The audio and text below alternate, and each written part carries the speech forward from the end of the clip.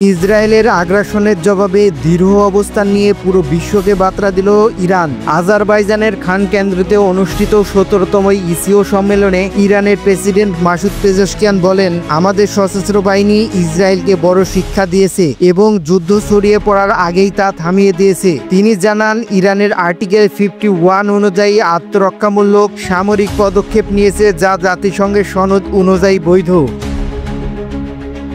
ইরানের প্রেসিডেন্ট বলেন, যুদ্ধ শুরু করেছে ইসরায়েল। তারা আন্তর্জাতিক আইন ভেঙে একাধিক হামলা চালিয়েছে ইরানের ওপর। এই হামলায় টার্গেট করা হয় ছুটিতে থাকা সামরিক সদস্য, বিশ্ববিদ্যালয়ের অধ্যাপক, বেসামরিক নাগরিক, এমনকি আন্তর্জাতিক পারমাণবিক সংস্থা অনুমোদিত শান্তিপূর্ণ পারমাণবিক স্থাপনাগুলো। তিনি আরও জানান, যুক্তরাষ্ট্র এই আগ্রাসনে অংশ নেয় এবং একাধিক অপরাধমূলক কর্মকাণ্ডে যুক্ত থাকে।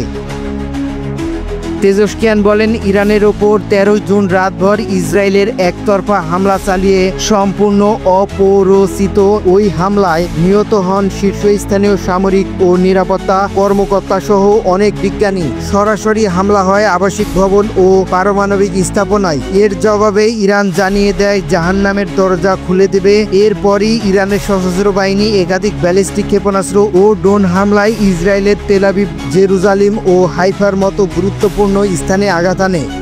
২২ জুন যুক্তরাষ্ট্র ইরানের আকাশসীমা লঙ্ঘন করে এবং ৩টি পারমাণবিক স্থাপনায় হামলা চালায়। পরের দিন ২৩ জুন ইরান পাল্টা জবাবে ক্ষেপণাস্ত্র নিক্ষেপ করে কাতারে অবস্থিত যুক্তরাষ্ট্রের সবচেয়ে বড় সামরিক ঘাঁটি সেনা কমে সদর দপ্তরে। এই যুদ্ধে প্রাণ হারিয়েছে প্রায় অত্যন্ত ৯৩৫ জন ইরানি, যাদের মধ্যে ছিল ১৩৫ জন নারী ও শিশু। আহতদের মধ্যে রয়েছে ৫,৬৪০ জন। প্রেসিডেন্ট পেজেশকিয়ান বলেন, আমরা যুদ্ধ চাইনি, কেউ আমাদের আক্রমণ করলে আমরা চুপ থাকব না। আত্মরক্ষা আমাদের অধিকার। ইরান সেই অধিকার পালনে কখনো পিছুপা হবে না। এই প্রতিক্রিয়া কেবল সামরিক ছিল না, ছিল কূটনীতিক, রাজনৈতিক আর আন্তর্জাতিক বার্তা। ইরান প্রমাণ করেছে, সম্মান কেবল রক্ষা করতে হয় না, দাবি করেও আদায় করা যায়।